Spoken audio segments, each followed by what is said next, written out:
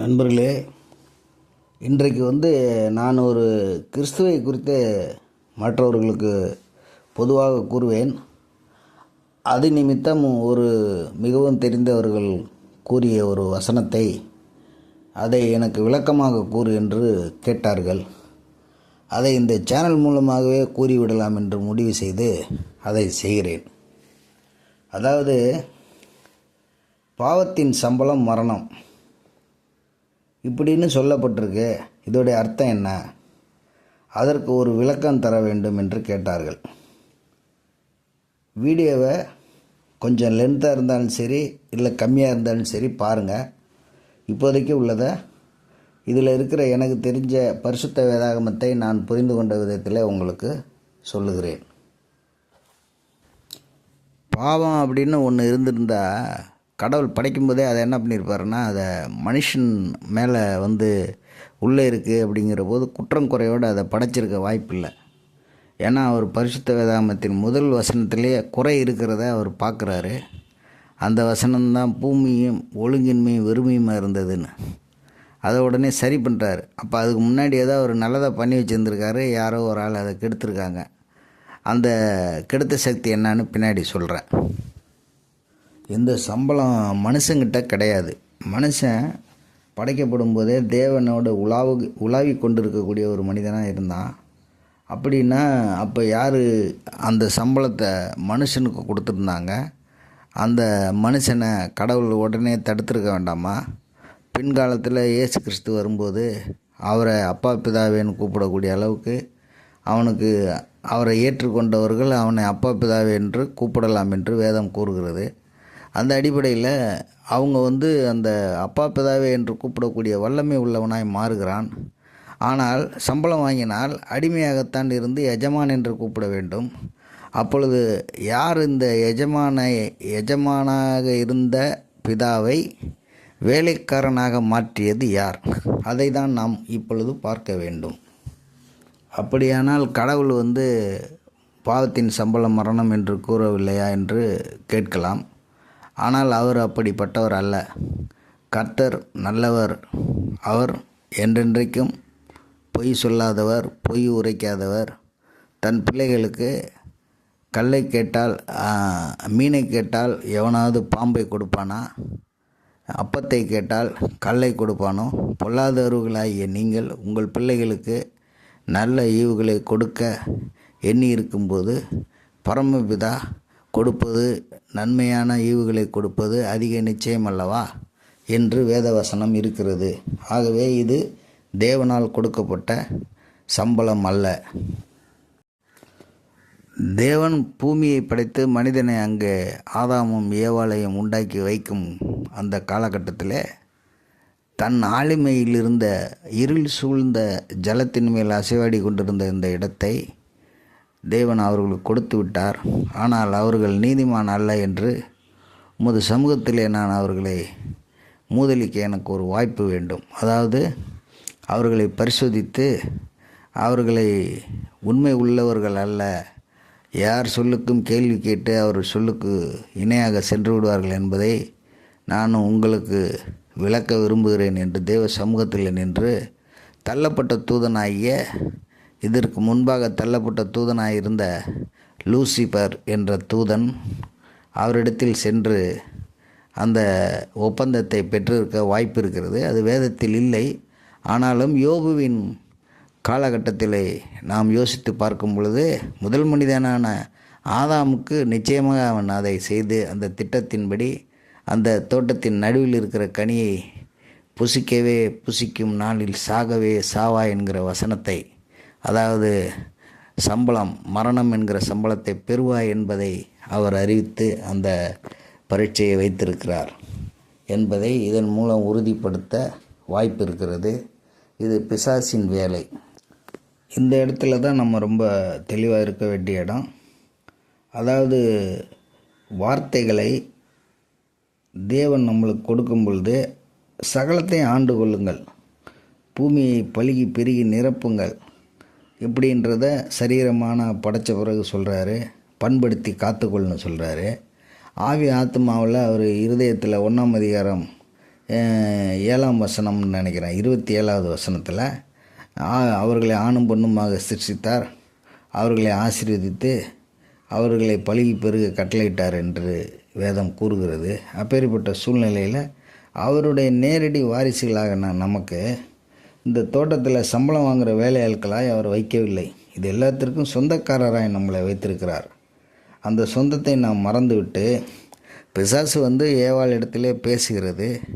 பேசும் பொழுது புஷ்பா படத்தில் அந்த புஷ்பா கதாநாயகி சொல்லுவா, இந்த காலம் என்னது அந்த காலம் என்னது, நான் இதில் வேணாலும் இந்த காலை போட்டுக்குவேன் அந்த காலை போட்டுக்குவேங்கிற மாதிரி சொல்லி, இந்த தோட்டமும் என்னது, அதில் இருக்க பழமும் என்னது, இதில் இருக்கிற விசாரணை பண்ணுறதுக்கு நீ யார், தேவையில்லாத ஏன் பேசுகிறேன்னு விரட்டி விட்ருக்கலாம்.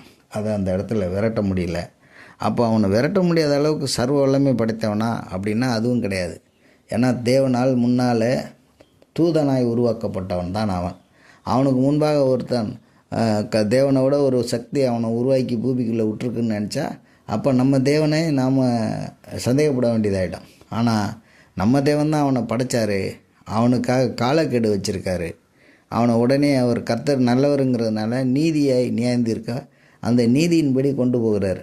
இந்த நீதிக்குள்ளே தான் மனுஷன் சிக்கிக்கிட்டு பாவத்தின் சம்பளம் மரணங்கிற இடத்த ஆதாம் கண்டுபிடிச்சி அவனுக்கு அவன் சந்ததிக்கும் கொடுத்துட்டான். ஆதாம் எப்படி அதை விரட்டியிருக்கலாம் அப்படின்னா, ஒரு முறை இயேசு கிறிஸ்துவை பிசாசு சோதித்தான். எப்படி சோதித்தான்? ஆதாம் சந்ததியாக இருக்கிறனால பிசாசு டைரெக்டாக போய் மோதலாம். ஆனால் ஆதாமாக இருக்கும்போது பிசாசு போய் டைரெக்டாக இப்போ ஆதாம்கிட்ட பேச வேண்டிய அவசியம் கிடையாது. இப்போ மாம்ச ரீதியாக வந்த எல்லாமே ஆதாமின் சந்ததிங்கிற அடிப்படையில் போய் பிசாசு இயேசு கிறிஸ்துக்கிட்ட பேசுகிறான். எப்படி பேசுகிறான்? அந்த பூமியில் அவனுக்கு நல்லா தெரியும், ஆதாமுடைய சந்ததியான ஆபிரகாமின் பிள்ளையவே பலி கொடுக்க போகும்போது அது என்னுடைய சந்ததியிலிருந்து என் அடிமையின் பிள்ளையை நீர் எடுத்து பலியிட போகிறீர் என்று விளக்கம் கூறி அந்த பலியவே தடுத்து நிறுத்தினவன் தான் அந்த பிசாசு. ஆனால் ஒரிஜினலான ஒரு வித்து வந்துருச்சு, ஆதாமின் வித்து இல்லாத ஒரு வித்து பிறந்துருச்சுன்னொன்னே அவரை போய் சோதனைக்கு போய் பார்க்குறான். என்ன சோதனை பண்ணுறான்? அவரை வனாந்தரத்துக்கு கூட்டிகிட்டு போய் 40 நாள் சோதிக்கிறான்.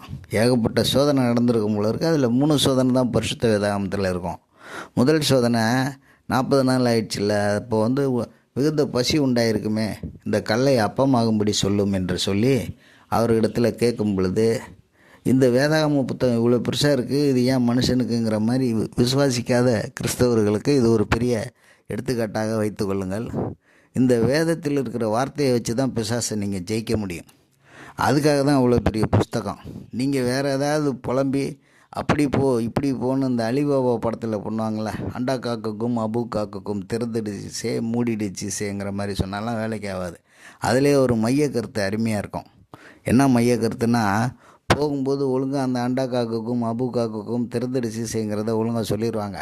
திரும்ப பொண்ணு பொருள் எல்லாத்தையும் மூட்டை கட்டி எடுத்துக்கிட்டு வெளியே திறக்கும்போது அந்த வார்த்தையை ஒழுங்காக சொல்ல தெரியாமல், ஐயோ திறந்துரு கொகையே, ஐயோ உனக்கு இந்த பொண்ணு பொருள்லாம் கொடுக்குறேன் திறந்துரு கொகையேம்பாங்க. அதுமாரி இங்கே கடவுளுடைய வார்த்தையை பேசினா தான் மனிதன் பிழைக்க முடியும். அந்த மாதிரி இங்கே வார்த்தையை சொல்லுவார். எப்படி சொல்கிறாரு?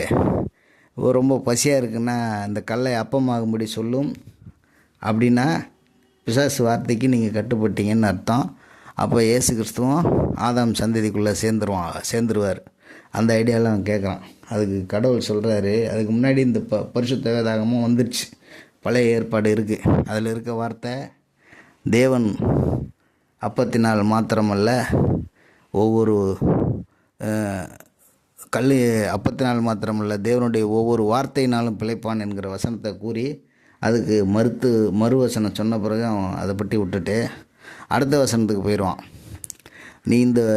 நீங்கள் இந்த பூமியில் பெரிய புகழ் அடையலான்னு வந்திருக்கீங்க, ஆனால் அந்த பூமிக்கு சொந்தக்காரன் நான் தாங்கிறத ரெண்டாவது சொல்லுவான். அப்படி இருக்கும்போது உங்களுக்கு புகழ் ஃபஸ்ட்டு கிடைக்கணும்ல, அதுக்கு நீங்கள் என்ன பண்ணுங்கள், ஒரு பயங்கரமான இடத்துலேருந்து குதிச்சிங்கன்னா, இப்போ நீங்கள் வேத வசனத்திலே உங்களுக்கு ஒரு வசனம் இருக்குது, தேவதூதர்கள் உங்களை கையில் ஏந்துவார்கள் அப்படின்னு சொல்லி ஒரு வசனம் இருக்குது இல்லையா? அதன்படி நீங்கள் அங்கேருந்து குதிச்சிட்டிங்கன்னு வைங்க, உங்கள் தேவதூதர்கள் உங்களை கையில் ஏந்திட்டாங்கன்னா, ஆஹா இவர் தேவனுடைய புத்திரர், இவர் இந்த பூமியில் வந்துட்டார், ஆகவே இனி இந்த பூமியில் நமக்கு ராஜா உருவாயிட்டாருன்னு கன்ஃபார்ம் பண்ணிவிடுவாங்க அப்படின்னு சொல்லி பிசாசு சொல்கிறான். சொல்லக்கூடிய வசனமும் வேதத்திலிருந்து தான் போகுது, அவர் சொல்லக்கூடிய வசனமும் வேதத்திலிருந்து தான் போகுது. அப்பொழுது அவர் என்ன சொல்லுவார்னா, உன் தேவனாகிய கர்த்தரை பரீட்சை பாராது இருப்பாயாக அப்படின்னு ஒரு வசனம் இருக்குது அப்படின்னு சொல்லுவார். அப்போ வேத வசனம் சொல்கிறவங்க எல்லாருமே சரியான ஒரு பாதர் வாயிலிருந்து வந்துருச்சு, ரொம்ப கரெக்டுன்னு சொல்ல முடியாது. பைபிள் வசனத்தை வைத்தே நீங்கள் அந்த வசனத்துக்கு அடிமையாகி போயிட்டீங்கன்னா அதோடு நீங்கள் பிசாசின் பிடியில் மாட்டிக்கொள்வீர்கள். அதற்கு உங்களை அந்த வசனத்தை என்ன பண்ணணும், உட்காந்து அலசி ஆராய்ஞ்சு நிதானித்து பார்க்கணும், இது தேவனிடத்திலிருந்து வந்த வார்த்தை தானான்னு. வார்த்தை தேவனிடத்திலிருந்து வந்தது தான். அதை சொல்கிறது யார், பிசாசா அல்லது வேறு மனிதர்களா என்று பார்க்க வேண்டும். அது ரொம்ப முக்கியம். அடுத்ததாக அந்த பரீட்சையிலையும் அவர் ஜெயிச்சிருவார்.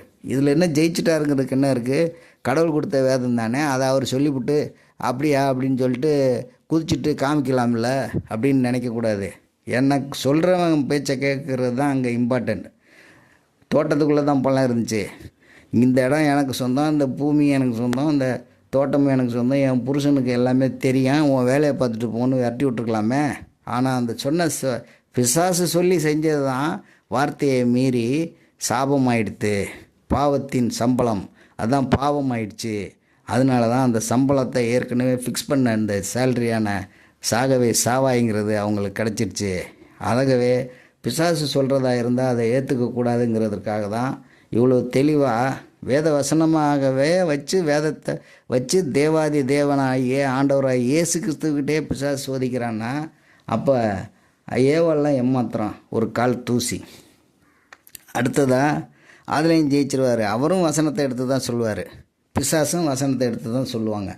ஆனால் சொல்லக்கூடியவர் பரிசுத்த ஆவியானவரோடு உள்ள ஒரு சபையா, பரிசுத்த ஆவியானவரின் அசைவாடுதலோடு உள்ள ஒரு சபையா, வேத வசனத்திலிருந்து தான் நமக்கு வார்த்தை கிடைக்குதா அப்படிங்கிறத உறுதிப்படுத்தி அந்த சபை போதகர்கள், அந்த சபையில் இருக்கக்கூடிய விசுவாசிகளினுடைய செயல்பாடுகளை நீங்கள் அறிந்து அங்கே அமர வேண்டுமென்றால் நீங்கள் முதலாவது ஆவி ஆத்மா சரீரத்தில் கர்த்தருடைய ஆவியின் பிரசன்னத்தில் இருக்கீங்களாங்கிறத உங்களை சோதி தெரிஞ்சுக்கணும். அப்போ தான் அந்த வசனத்தெல்லாம் வச்சு நீங்கள் ஜெயிக்க முடியும்.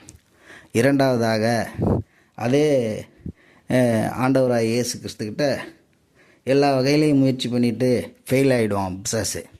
அப்பொழுது இந்த பூமியெல்லாம் எனக்கு கொடுக்கப்பட்டிருக்கிறது. யார் கொடுத்தது? கடவுள் கொடுக்கல. அவனாக ஆதி காலத்தில் இதை ஏதோ கருப்பாக்கி உட்காந்துருந்துருக்கான். அதோடைய ஹிஸ்ட்ரி நமக்கு அது ஒரு பெரிய வரலாறு, அது பின்காலத்தில் தேவைப்படும் போது சொல்லலாம். ஆனால் இந்த கருப்பாக்கி உட்காந்துருக்கிறத ஒழுங்கின்மையும் விரும்பியுமே ஆக்கினதை தான் கடவுள் என்ன பண்ணார்னா, மனுக்குலத்தை உண்டு பண்ணுறதுக்காக 7 நாளில் வெளிச்சம், பூமி, கடல், சமுத்திரம், வெட்டாந்திர எல்லாத்தையும் உண்டாக்கி அதில் இந்த மனுஷனை வைக்கிறார்.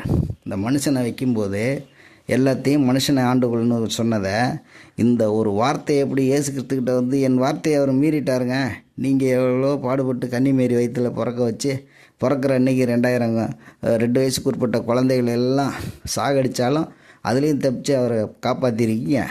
அவர் இப்போ இத்தனை வயசுக்கு அப்புறம் யோவான் ஸ்நானனால் ஞானஸ்தானம் எடுத்து நான் சொன்ன இந்த அப்பத்தை கள்ளமாக்க முடியணும்னு கல்லாக்கி விட்டார். ஏன் சொல்ல கேட்டு விட்டார்ல.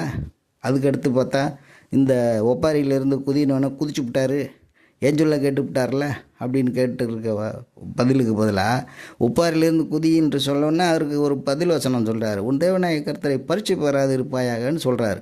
அதுக்கு அடுத்தது பார்த்திங்கன்னா திரும்ப ஒரு இடத்துல இது ரெண்டும் வேலைக்கு ஆகல அப்படின்ட்டு 3வது ஒரு வசனத்தை எடுத்து போடுறான். வசனத்தை எடுத்து போடாமல் அவனுக்கு கொடுக்கப்பட்ட லைவை அவருக்கும் தெரியும், இவனுக்கு என்ன மாதிரி இங்கே ஒரு பிரதிஷ்டையில் இருக்கிறான் அவன் பூமியில். அவனை உருவம்லாம் கிடையாது நமக்கு, நம்ம தான் அந்த சத்ருவினுடைய மொத்த உருவமாக நம்ம தான் இருக்கோம். ஏன்னா அவர் நம்மளை தான் பொல்லாதவர்கள்னு சொல்கிறாரு கடவுள். எதனால்? என்றைக்கு ஆதாம்கிட்டேருந்து நீங்கள் அந்த வார்த்தையை கேட்டுட்டு அவன் அதை மீறிட்டானா அன்னையிலேருந்து நீங்கள் சத்ருக்களாக இருக்கிறீர்கள் தேவனுக்கு. அப்போ என்ன ஆகிப்போச்சுன்னா சொல்கிறாரு, உன் தேவனாய கர்த்தர் ஒருவருக்கு ஆராதனை செய்வாயாகங்கிற ஒரு வசனம் இருக்குது. அதை தான் நான் செய்ய முடியும். நீ தேவன் கிடையாது, தேவனால் உருவாக்கப்பட்ட தேவதூதருங்கிறது அவருக்கு அறிவாக இருக்குது, பிதா அறிவார். அதுக்கு அடுத்தது நாமளும் பரிசுத்த வேதாம படிச்சிருந்தோம்னா நம்மளும் அறிவோம். அந்த வசனத்தை சொல்லி அவனை விரட்டி விட்டுருவார். அப்புறம் அவரை விட்டு போயிடுவான். போன பிறகு நடந்த இன்சிடெண்ட்டை அடுத்து சொல்கிறார். இந்த முறையை ஏவாள் பயன்படுத்தியிருந்தாங்கன்னா நிச்சயமாக வெற்றி அடைந்திருப்பாருங்க, அதில் எந்த சந்தேகமும் கிடையாது. அதுக்கப்புறம் ஏவாளே சாப்பிட்டாங்களேன்னு சொல்லி ஆதாமும் சாப்பிட்ருக்கக்கூடாது. அப்போ இந்த ஏவாளை எப்படி ஒரு தேன் தடவிய வார்த்தையினால் அவளை ஏமாற்றிருப்பான் அப்படிங்கிற ஒரு விஷயத்தை எங்கேருந்து கண்டுபிடிச்சான்னா, ஒருத்தனும் தன் மனைவியை கல்யாணம் ஆன புதுசில் பார்த்திங்கன்னா அவளுக்கு பண்ணக்கூடிய அனைத்து விதமான நன்மைகள், தாய் தந்தையர்களை பகைச்சிப்பான் அதுக்காகவே தன் மனைவிக்காக. மனைவியினுடைய சொல்ல மந்திரமாக இருப்பான். அப்படியே பெரிய மாபெரும் ஒரு மனைவியின் தாசனாகவே வாழ்ந்துருவான். அப்படி தான் இங்கே ஏவாளை இந்த வார்த்தைகளை விசுவாசித்து புருஷன் எப்படி தன்னை உண்டாக்கின போது கடவுள் காமிக்கும்போது என்ன பண்ணார், காமிக்கும்போது அவர் பிசாசு கிட்ட போய் பேர் வைக்க போல, கடவுளாகவும் பேர் வச்சு ஆசீர்வதிக்கலை, நேரடியாகவே மனுஷனே ஏவாளை ஆசீர்வதிப்பான். எப்படி ஆசீர்வதிப்பான்னா, அப்பொழுது அவள் என் எலும்பில் எலும்பும் என் மாம்சத்தில் மாம்சமாக இருக்கிறாள், அவள் மனுஷனிலிருந்து எடுக்கப்பட்டபடியால் மனுஷி எனப்படுவாள் என்றான். இது நிமித்தம் புருஷன், இதனால் பாருங்கள் என்ன பண்ண போகிறான்னு பாருங்கள். இதுக்கு முன்னாடி அப்பன் யார்? கடவுள். இப்போ கடவுளை விட்டு வெளியே பிரிச்சுட்டான் வார்த்தையால். இது நிமித்தம் புருஷன் தன் தகப்பனையும் தன் தாயையும், தாயின் தகப்பனுமாகவே கடவுள் தான் இருக்கார், விட்டு பிரிந்து மனைவியோடு இசைந்திருப்பான். இப்போ யார்? இந்த ஏவாளுக்கு கடவுள் கிடையாது, நான் தான் கடவுள்ன்றான். அவன் ஆசீர்வதிக்கிற விதம். அதனால் படைச்சவரே உனக்கு கிடையாதுன்னு சொல்லாதரா அப்படின்னு அவள் சொல்லலை டக்குன்னு. ஆனாலும் அந்த வார்த்தையெல்லாம் கேட்டுக்கிறா. அவர்கள் இருவரும் ஒரே மாம்சமாக இருப்பார்கள் என்று வார்த்தையால் அவனை, நாங்கள் இருவரும் ஒரே மாம்சமாக இருப்போம்னு பின்னாடி வர்ற சந்ததியும் சேர்த்து ஆசீர்வதிச்சிட்டான் அந்த ஏவாள். அதனால தான் இன்றைக்கி எல்லாருமே பொண்டாட்டி தாசர்களாகவும் மாபெரும் ஸ்திரீகளுக்கு அடிமைப்பட்டவர்களாகவே இருக்கும். ஸ்திரீகள் இடத்துல ஒரு மாபெரும் குறை என்னவென்றால், அவர்கள் மீது பாசத்தை செலுத்துவார்கள். அவர்களுக்கு அவர்கள் சொல் பேச்சை கேட்காத பொழுது, தாயாக இருந்தாலும் சரி, தாரமாக இருந்தாலும் சரி, சகோதரனாக இருந்தாலும் சகோதரியாக இருந்தாலும், சகோதரி, மூத்த சகோதரி, இளைய சகோதரி எப்படிப்பட்ட ரூபத்தில் இருந்தாலும் அவர்கள் பேச்சுக்கு முரண்பட்டவர்களாக இருந்தால் நிராகரிக்க கற்றுக்கொள்வார்கள். இப்படிப்பட்ட வார்த்தையெல்லாம் ஆதாம் கூறியும், ஆதாமுடைய வார்த்தைகளை விட தேன் தடவிய வார்த்தைகளை பிசாசு ஏவாளுக்கு கூறியிருக்கிறான். ஏவாள் பிசாசை ஒரு உருவமாலாம் பார்க்கல, அது தோட்டத்தில் இருக்கக்கூடிய ஒரு சர்ப்பம். அந்த சர்ப்பங்கள்லாம் எப்படின்னா, அன்றைக்கி இருந்த மிருகங்கள் எல்லாம் ஏசாயா புத்தகத்தில் போய் பார்த்திங்கன்னா தெரியும், மிருகங்கள் அனைத்தும் விளையாட்டு சாமான்களைப் போல பயன்படுத்துவார்கள்.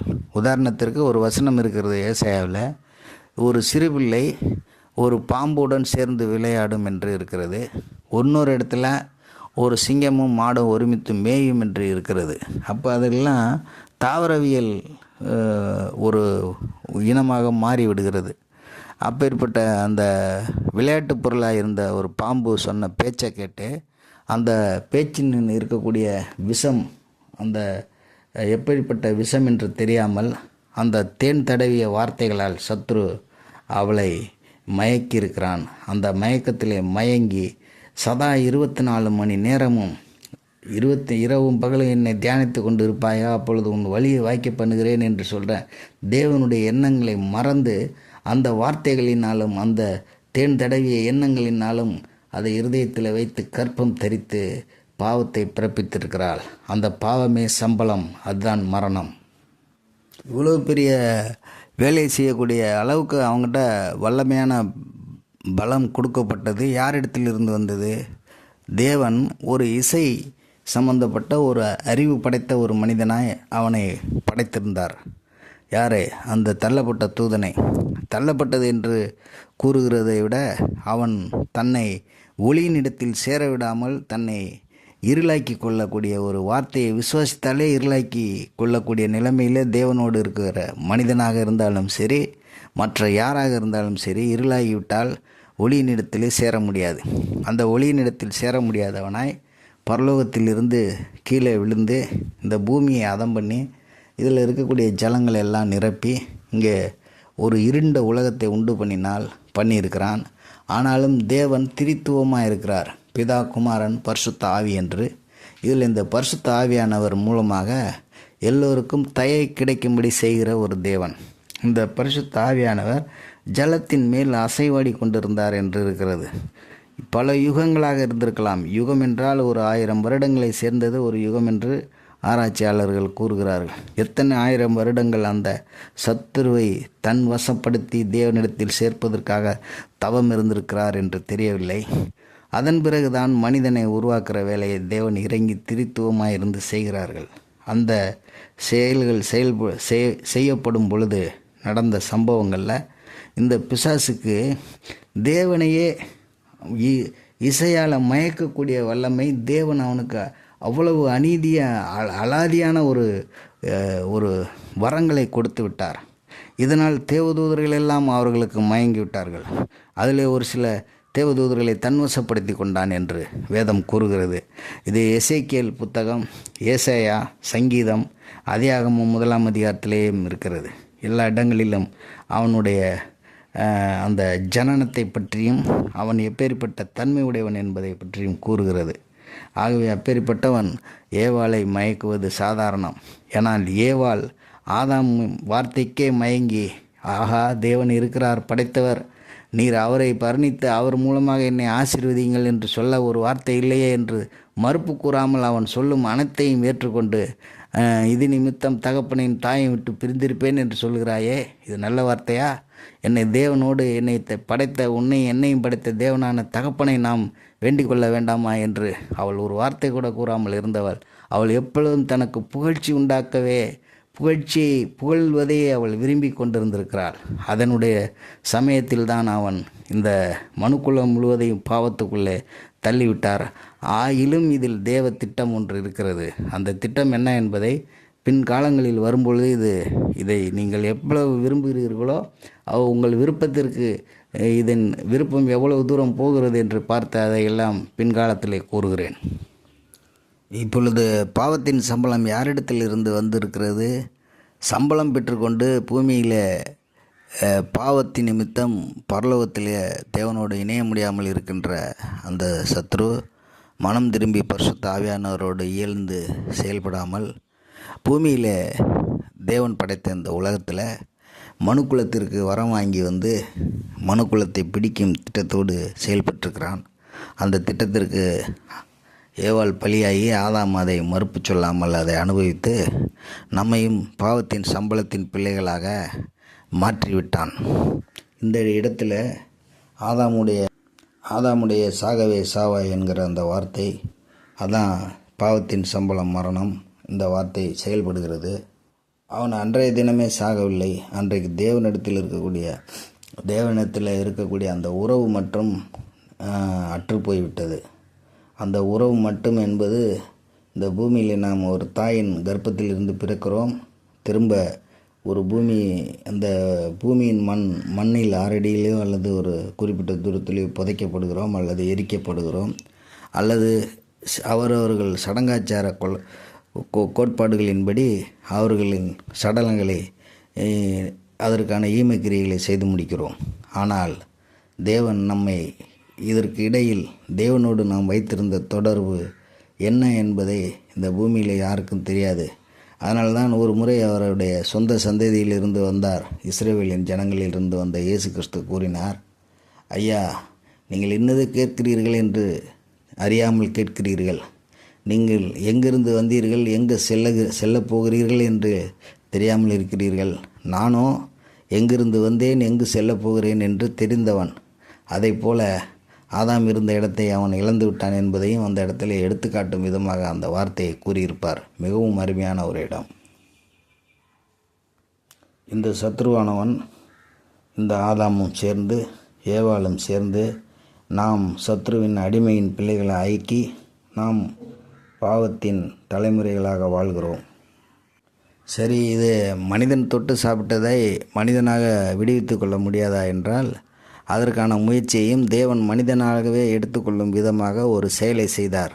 அந்த செயல்தான் இந்த பூமி ஜலப்பிரளயத்திற்கு பிறகு ஒரு நல்ல சந்ததியை உருவாக்க முயற்சி செய்து, அந்த நல்ல சந்ததிக்குள்ளே ஆபிரகாம் என்னும் ஒரு மனிதனை உருவாக்கி, அந்த ஆபிரகாமுக்கு தன்னிடத்தில் இருக்கக்கூடிய உயிரணுக்கள் இல்லாத நேரமும் சாராளிடத்தில் பிள்ளை பேறுகளுக்கான வழிபாடு இல்லாத நேரமும் ஒரு பிள்ளையை உருவாக்குகிறார்.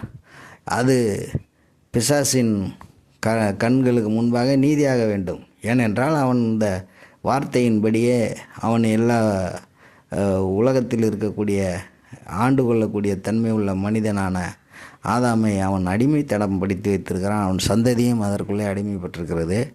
அந்த அடிமைப்பட்டிருக்கக்கூடிய அந்த சூழ்நிலையில் நீதிக்காக அப்படி செய்யும் பொழுது அவன் ஆபிரகாமின் சந்ததி 100 வயது ஆகும்பொழுது பிறந்தாலும் ஏற்றுக்கொள்ளவில்லை. இது ஆதாமின் வித்து அல்ல என்று அவர் மறுப்பு கூற முடியாது. ஏன்னால் ஆதாம் வித்து அல்லாத வித்தை அவர் நிர்ணயித்திருக்கிறார். தோட்டத்தில் தண்டனை கொடுக்கும் பொழுதே அது ஒரு நியாய தீர்ப்பு போலவே இருக்கும். ஆதாம் முதல் மனிதன் செய்த தண்டனையின் காலகட்டத்தில் செய்தது. அந்த தண்டனையிலே அவன் தலையை நசுக்குவார் என்று சொல்லியிருக்கிறார். அவன் தலையை நசுக்குவார் என்று சொல்லியும், உன் வித்துக்கும் அவள் வித்துக்கும் பகை உண்டாக்குவேன் என்று சொல்லியும், இப்படி 2 விதமான வார்த்தைகளை சத்ருவுக்கு போட்டு அவன் குழப்பத்திலேயே இந்த பூமியிலே மனிதனை விரட்டி வேட்டையாடக்கூடிய எண்ணங்கள் அவனுக்கு உருவாகிவிட்டது. அதிலிருந்து நாம் தப்பித்து கொள்ள தேவனை நாம் அண்டி நாட வேண்டும் என்பதற்காக இந்த செயலை தேவன் செய்திருக்கிறார்.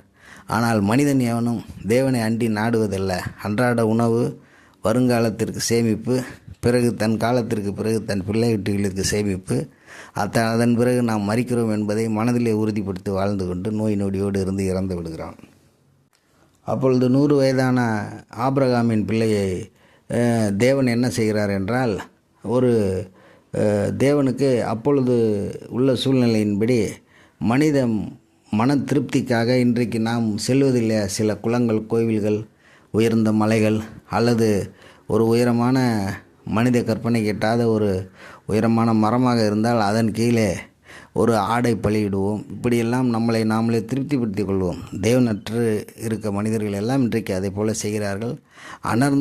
அடர்ந்த வனம், காடுகள், மனித நடமாட்டமே இல்லாமல் அங்கு ஒரு மனுக்குளம் எப்பொழுதோ ஒரு சந்ததி வழி தப்பி சென்று அங்கு இருந்திருந்ததே. ஆனால் அந்த சந்ததியும் கூட இன்றைக்கு இந்த உலகத்தில் என்ன செய்கிறார்கள் என்றால் இந்த பொல்லாத வேலைகளை செய்கிறார்கள். இந்த பொல்லாத வேலை என்னவென்றால், தன் இருதயத்தில் ஒரு தேவனை வணங்க வேண்டும், நான் அதை வணங்கி முடிந்த பிறகு நான் திருப்தியாக வேண்டும் என்கிற அந்த உள்ள ஆத்மாக்குள்ளே வேலை செய்கிற காரியங்களை அவர்கள் செய்வார்கள். அப்பேற்பட்ட காரியங்களை செய்யும் பொழுது தேவன் மனுக்குலத்துக்கு அதை முழு நிறைவாய் ஒன்றை உண்டு பண்ணி கொண்டு வந்து கொண்டிருந்தார். அப்பொழுது ஆபிரகாமின் காலகட்டத்திலே பலியிடும் தேவனுக்கு பலிபீடத்தை கட்டி பலியிடும் எண்ணத்தை உண்டாக்கி மனிதன் மீதும் மனித மூளையின் மீதும் பிசாசு விதைத்து அவனை பைத்தியமாக்காதபடி மனிதன் தன்னைத்தானே நிறைவேடித்து கொள்வதற்காக பழி ஏற்பாடு ஒன்றை செய்திருந்தார். அந்த பழி ஏற்பாட்டில் தன் சொந்த குமாரனையே அவன் அந்த பழி ஏற்பாட்டின் நோக்கம் என்னவென்றால், தன்னை படைத்த தேவனுக்கு தான் பலியிடுகிறேன் என்பதை தான் அவர்கள் குறித்து செய்வதாக எண்ணி அவர்கள் அதில் திருப்தி அடைந்து தான் செய்த பாவங்கள் எல்லாம் நீங்கியது. நான் இனி நிம்மதியாக தூங்குவேன், நான் நிம்மதியாக தொழில் செய்வேன், நான் நிம்மதியாக வாழ்வேன், அந்த பாவ கரை என்னை விட்டு அகன்று விட்டது என்று நினைக்கக்கூடிய சிந்தனைக்கு அவனை மாற்றினார். அப்படி மாற்றி கொண்டிருந்த அந்த திட்டத்தை ஆபிரகாம், நீ உன் தேவனாகிய கர்த்தராகிய நான் உன் குமாரனை எனக்கு பலி கொடு, நான் உன்னை ஆசீர்வதிக்கிறேன் என்று சொல்லும் பொழுது அவன் இறங்கி பலி கொடுக்க முன் வரும் பொழுது பிசாசானவன் இறங்கி சென்று அவரிடத்தில் மண்டியிட்டு, இது என் அடிமையின் சந்ததி, ஆதாமை நான் அடிமைப்படுத்தி விட்டேன், அந்த அடிமைப்படுத்தினவனின் சந்ததியை நீங்கள் எப்படி எடுத்துக்கொள்ளலாம்? அப்படி எடுத்துக்கொள்ளும் பட்சத்தில் அவன் தீட்டுள்ளவன், நீர் தீமையை காணக்கூடாத சுத்தக்கண்ணர், நீர் நீதிவாரர், என்னிடத்தில் அடிமையாக இருக்கிறவர்களை உங்களுக்கு பலியிட்டு கொள்வதில் என்ன நியாயம் இருக்கிறது என்று கேட்கிறான். இப்படி கேட்டவுடன் அவர் அந்த பலியை நிறுத்திவிட்டு சில வாக்குறுதிகள் அந்த இடத்தில் நடந்திருக்கிறது என்பது உறுதியினப்படுத்தப்படுகிறதை இயேசு கிறிஸ்து வரும்போது சொல்லுவார். எப்படி சொல்லியிருக்கிறார் என்றால், என் நாட்களை காண ஆபிரகாமும் ஆசையாயிருந்தான் அப்படின்னு சொல்லியிருப்பார். அந்த இடத்துல நடந்த சம்பவத்தை நான் இன்றைக்கு விளக்கமாக கூற இயலாது.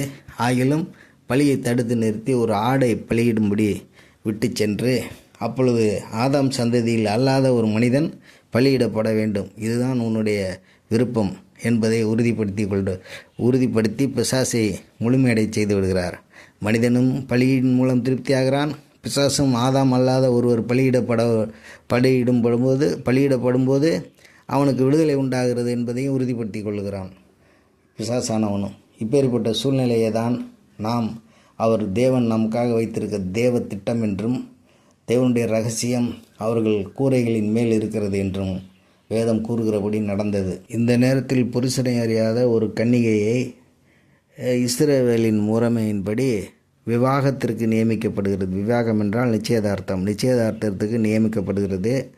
அந்த காலகட்டத்தில் புருஷனை அறியாமல் ஒரு கன்னிகை தன் புருஷனை அறியாமல் இருப்பதை புருஷனுக்கு மட்டுமே தெரியும். கர்ப்பமாக இருந்தால் அவளை அந்தரங்க மூப்பர் சபையின் முன்பாக கொண்டு போய் நிறுத்தி, என்னை அறியாமல் இவள் கர்ப்பமாகிவிட்டாள் என்றால் கல்லால் எறிந்து கொள்ள வேண்டும். அப்படிப்பட்ட சட்டம் பழைய ஏற்பாட்டிலே மோசையால் எழுதப்பட்டதை அவர்கள் இது தலைமுறை தோறும் அவர்கள் தேவாலயத்தினுடைய மூப்பர்கள் முன்பாகவும் ஆச்சாரியர்கள் முன்பாகவும் இவைகளை கொண்டு போய் நிறுத்தி கல்லால் இருந்து கொல்லப்பட வேண்டிய சூழ்நிலை காலகட்டம். அந்த காலகட்டத்தில் ஆண்டவராய் இயேசு கிறிஸ்து மனுக்குலத்தின் இரட்சகரை பிறக்க பண்ணுகிறார். ஆதாமின் தோட்டத்திலே ஆதாமிற்கு தீர்ப்பு வழங்கும் பொழுது இந்த பழத்தை ஏன் சாப்பிட்டீர்கள் என்று கேட்டு ஒரு விசாரணை நடக்கும். அந்த விசாரணையில் எனக்கு தெரியாது, நீர் கொடுத்த ஸ்திரீயானவள் இதை கொடுத்தால் நான் தின்றேன் என்பான். அதன் பிறகு ஸ்திரீயானவள் சர்ப்பம் என்னை வஞ்சித்தது என்பான். சர்ப்பம் என்றது பிசாசை நேரடியாக குறிக்கிறது. அதற்கு மேல் தண்டனைக்கு செல்ல இடமில்லாத போது அவர்களுக்கு ஒரு தண்டனையை கொடுப்பார். அந்த தண்டனையில் எல்லா வார்த்தைகளையும் இப்பொழுது கூறுவதற்கு நேரமில்லை. இதுவே 20 நிமிடத்திற்கு மேல் வீடியோகள் போகும். 25 நிமிடம் எப்படியும் போகும் என்று நினைக்கிறேன். இந்த வார்த்தை என்னவென்றால், உனக்கும் உன் வித்துக்கும் அவள் வித்துக்கும் பகை உண்டாக்குவேன் என்கிற அந்த வார்த்தையை இந்த இடத்திலே நாம் நினைவு கூற வேண்டும்.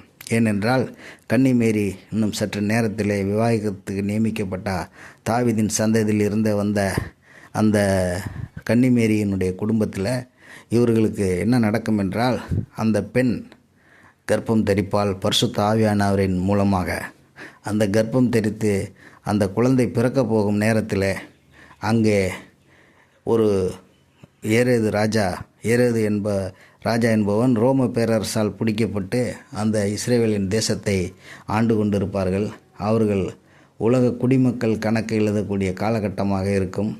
அது இன்னும் சற்று நேரத்தில் வரும். ஆனாலும் அவர்கள் கன்னிமேரி கர்ப்பமான பிறகு பிசாசானவனுக்கு அது அந்தரங்கமாக தெரிய வரும்.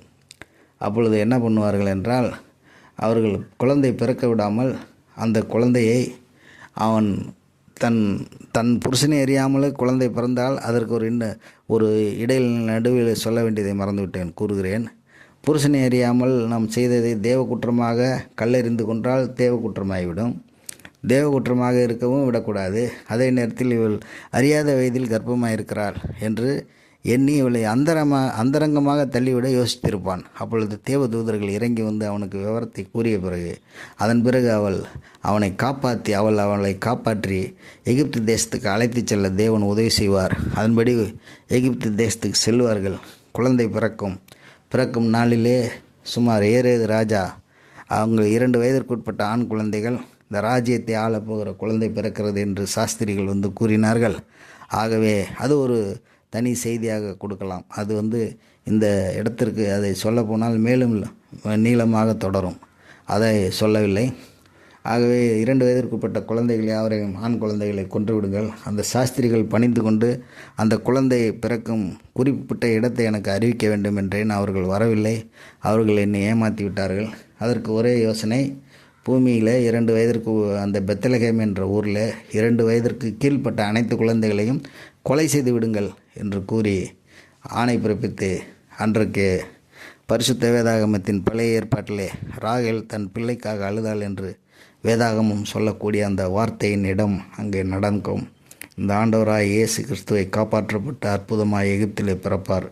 எகிப்திலே அவர் தங்கியிருக்கும் சத்திரத்திலே இடமில்லாமல் சத்திரத்திற்கு வெளியே இருக்கக்கூடிய திண்ணைகளிலே கிடத்தியிருப்பார்கள். அதான் முன்னண்டையிலே கிடத்தியிருப்பார் என்று வேதம் கூறுகிறது.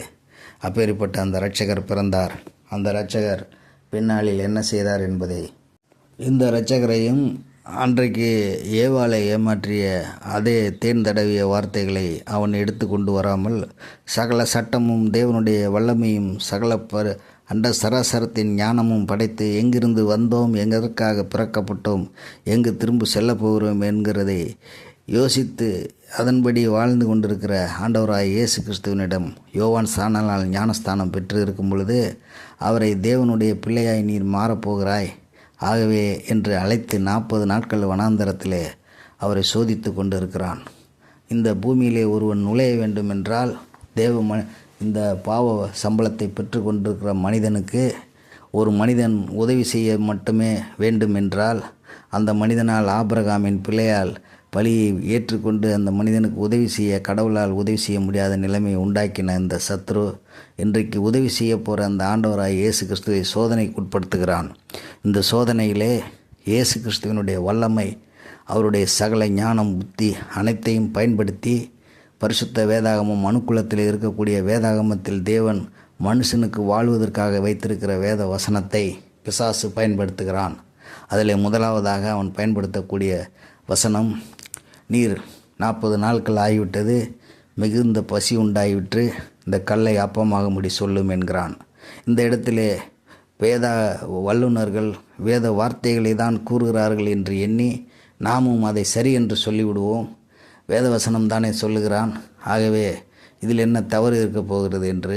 இதில் என்ன வேண்டுமென்றால் ஒரு பக்கங்களுக்கு ஒரு நாணயத்துக்கு 2 பக்கமும் சரியாக இருந்தால்தான் அது செல்லுபடியான காசு என்பது போல அவன் கூறுகிற வார்த்தை, கூறுகிறவன் யார் என்பதை முதலில் கவனிக்க வேண்டும். அவன் சத்ரு. அவன் வார்த்தைக்கு நாம் செவி கொடுத்தால் அவனுக்கு அடிமையாகிவிடுவோம். இன்றைக்கும் அநேக போலி பாதிரியார்கள், போலித்தனமான ஆட்கள் அநேகர் இருக்கிறார்கள். அவர்களை சோதித்தறிகிற அறிவு வேத வல்லுநர்களுக்கே கிடைக்காது. ஆனால் உங்களுக்கு கிடைக்க வேண்டுமென்றால் நீங்கள் உண்மையாய் தேவனை விசுவாசித்து ஞானஸ்தானம் எடுத்து பரிசுத்த ஆவியானவரோடு இருந்தால் மட்டுமே அவர்களை கண்டறிந்து அவர்களிடத்திலிருந்து விலகி நீங்கள் நல்ல முறையில் இருக்க வேண்டும். இதற்காக சில சோதனைகள் வரும். ஆனால் நீங்கள் இனி பிழைக்கப் போவது எல்லாமே இந்த ஆண்டவராய் இயேசு கிறிஸ்துவுக்குள்ளே வரும்பொழுது விசுவாசத்திலே தான் பிழைக்க வேண்டும். நடக்கும் என்று நினைக்க வேண்டும், நடந்ததாக படமாக பார்க்க வேண்டும். அது உங்கள் வாழ்க்கையில் நடக்கும் பொழுது ஆமென் என்று தேவனுக்கு நன்றி சொல்ல வேண்டும். தொடர்ந்து கொண்டே இருக்கும் அந்த வெற்றி. அப்பேற்பட்ட நிலையில் இன்றைக்கு 40 நாட்கள் ஆகிவிட்டது, கல்லை அப்பமாகும்படி சொல்லும் என்று சொல்லுகிறான். வேதவசனம்தான். ஆனால் அவன் சொல்லுகிறவன் யார் என்று பார்த்து அவனுக்கு பதில் கூறுகிறார். எப்படிப்பட்ட பதில் என்றால், மனிதன் அப்பத்தினால் மாத்திரமல்ல தேவனுடைய ஒவ்வொரு வார்த்தையினாலும் பிழைப்பான் என்றும் எழுதியிருக்கிறதே அப்படிங்கிறார். அப்போ வசனத்தை தெரிந்தால் தான் சத்தியத்தை அறிவீர்கள், சத்தியம் உங்களை விடுதலையாக்கும் என்று தேவன் பின்காலத்திலே அந்த ஊழியங்களில் சொன்னதை நீங்கள் விசுவாசிக்க வேண்டும். அடுத்ததாக, தேவாலய உப்பாரியிலிருந்து குதியும் தேவதூதர்கள் உங்களுடைய பாதங்கள் கல்லில் இடாதபடி வழி நடத்துவார்கள் என்று எழுதியிருக்கிறது என்று கூறுகிறான். அதற்கு ஆண்டவராய் அந்த பதில் என்னவென்றால், அந்த உன் தேவனாகிய கர்த்தரை பரீட்சை பாராதிருப்பாயாக என்றும் எழுதியிருக்கிறதே என்று கூறுகிறார். அதன் பிறகு இந்த வசனங்கள் எல்லாம் ஒன்றும் இவருக்கு சரிப்பட்டு வராது என்று சத்ரு முடிவெடுத்து தன்னை யார் என்று அடையாளம் காட்டி கண்டு கொண்டிருந்த ஆண்டவராய் இயேசு கிறிஸ்துவிட்ட அவன் சொல்லுகிற காரியம் என்னவென்றால், இந்த பூமியின் ராஜ்யங்கள் எல்லாம் எனக்கு ஒப்பு கொடுக்கப்பட்டிருக்கிறது. ஆகவே நீர் என்னை விழுந்து பணிந்து கொள்ளும், இவையிலெல்லாம் நான் உமக்கு தருவேன் என்கிறார். அப்பொழுது இந்த பணிந்து கொள்ளும் என்கிற வார்த்தை, தேவன் ஒருவரை தவிர வேறு யாரையும் பணிந்து கொள்ளக்கூடாது என்பது திட்டமான காரியமாக இருக்கிறது. மனுக்குலத்திற்கு அதுதான் இன்றைக்கு பாவத்தின் சம்பளம் மரணம் என்று எழுதப்பட்டிருக்கிறது. இந்த பணிந்து கொள்ளுதல் பூமியில் உள்ளவர்களை ஒருவரையும் பணிந்து கொள்ளக்கூடாது. நன்மை நிமித்தம் ஒருவருக்கு ஒருவர் வந்தனங்களை செலுத்தி கொள்ளலாம். ஆனால் நீதான் கடவுள் இருக்க வேண்டிய இடத்தில் இருக்க வேண்டியவன் என்று எவனையும் எண்ணி நீங்கள் துணிச்சலோடு பணிந்து கொள்ளக்கூடாது. அப்பொழுது வேத வசனத்தை எடுத்து வைக்கிறார். உன் தேவனாய கர்த்தர் ஒருவருக்கே ஆராதனை செய்வாயாக என்று இருக்கிறதே என்று சொன்னவுடன் அவன் அந்த சத்ரு அவருடைய சோதனை காலம் முடிந்து அவரை விட்டு போய்விடுகிறான். வேறு எங்கு அவர் மாட்டுவார்? சரீரத்தோடு பூமியிலே தானே இருப்பார், பார்த்து கொள்வோங்கிற என்ற சிந்தனையோடு அவன் சென்று விடுகிறான்.